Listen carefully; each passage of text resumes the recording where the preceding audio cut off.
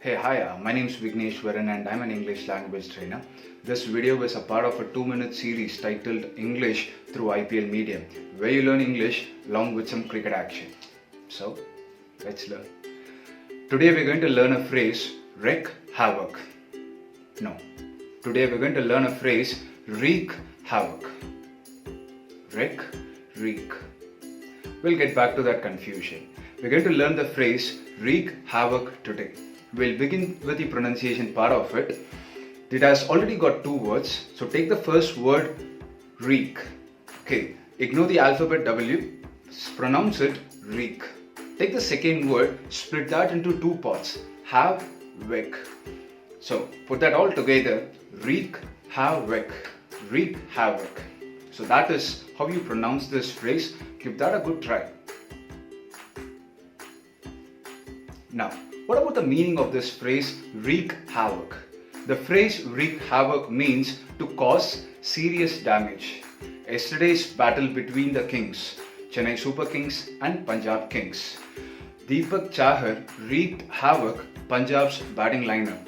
He caused serious damage to their batting that they never recovered, and Chennai went on to win comfortably from there. This is the meaning part of this phrase, but there is a bit of a confusion here. We still require a clarity with it. Because I have seen wreak havoc. So, what do I use here? I've seen the phrase wreak havoc in cricket commentaries, blogs, and other sources as well.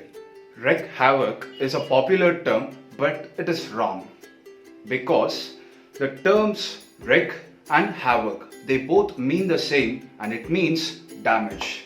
So when you say wreak havoc, it is more or less saying Ghana song, where Ghana and song, they both mean the same. In English, you can't use two words for the same meaning. That is exactly why wreak havoc is wrong.